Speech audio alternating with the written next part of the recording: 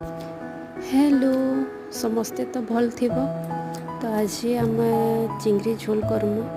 आम सकालू सकालू आमर घर पाखे गोटे चिंगरी वाला है तो मोर सास गले आ चिंगरी घिनी आनीसन तो आनली आ कहले कि आज चिंगरी झोल खावा। तो चिंगरी चुंगरा तमने तो बाछी देली आ मते रांधवार लगी देली।